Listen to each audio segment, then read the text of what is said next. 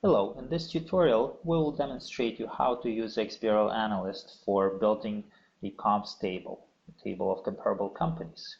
This is one of the basic applications of XBRLAnalyst.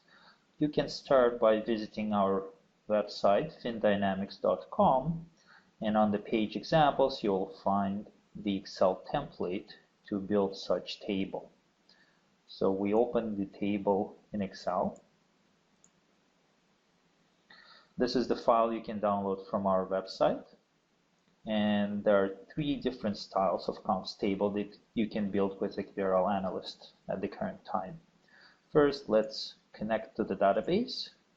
Since it's the first tutorial, we just mentioned that you need to enter your username and password that you can obtain from our website by clicking Sign Up button. It takes a few moments to connect to the database, and XBRLAnalyst is ready to build a table. We'll start by building the table from scratch. Click the button Comps Table. Here, first you need to select the list of companies to compare.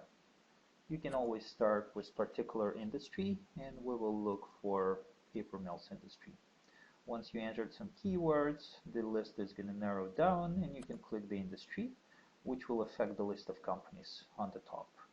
Here you see the companies in this specific industry. We can select either by dragging the mouse over several companies and clicking the button, or you can simply double click any company in the list and it's going to be added. At the bottom you select the fiscal year and fiscal period of interest to you, and then you move to the next tab or click next.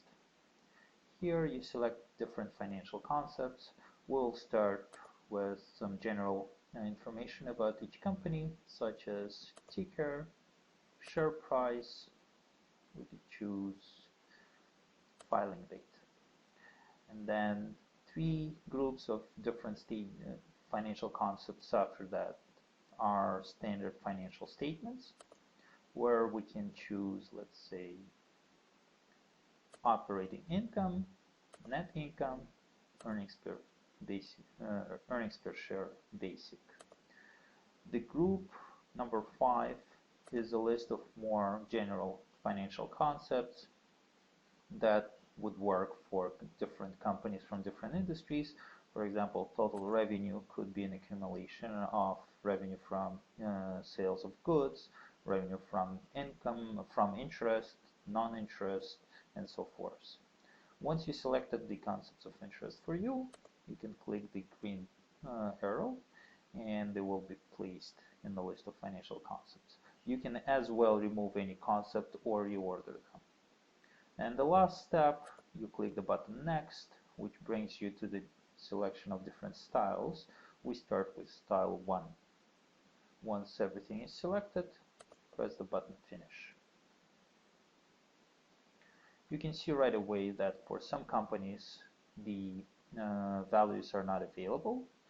For others we got all the numbers populated. So let's have a look a bit closer. Every company name is a hyperlink to the filing on the SEC website. You can always click the hyperlink and double check any number, any statement. Then on the top you see the list of selected financial concepts, and just know that the little red triangle on the top shows that there is the comment added to the cell with additional details.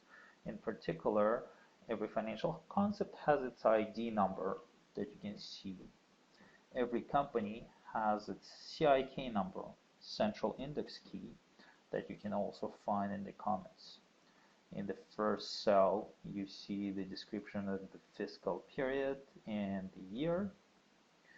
And at the bottom, you see averages for financial concepts that have numerical value, and the average would make sense. We do not calculate the average for the share price for obvious reasons, and for text values, the averages are also omitted. This is basically how you build a comps table from scratch. Very simple. Now, If you wanted to recalculate a table that's been already built, you can simply select the block and note the title is not included into the report because different users may prefer to have different titles. So the basic report looks like that without any title at all. And when you want to change the fiscal period parameters, you just need to select that whole block, excluding what has not been generated by the report. And then you go to Update Comps Table, where you can select a different period. So for example, you may want to look at the year 2012 annual report for all the companies selected. Make sure that the style of the report matches the style of the output in Excel. And you can just click OK. All the numbers will be recalculated. You can see the fiscal year is now 2012, period Y, and again the little red triangle indicates that it's style 1. With that, we conclude our tutorial.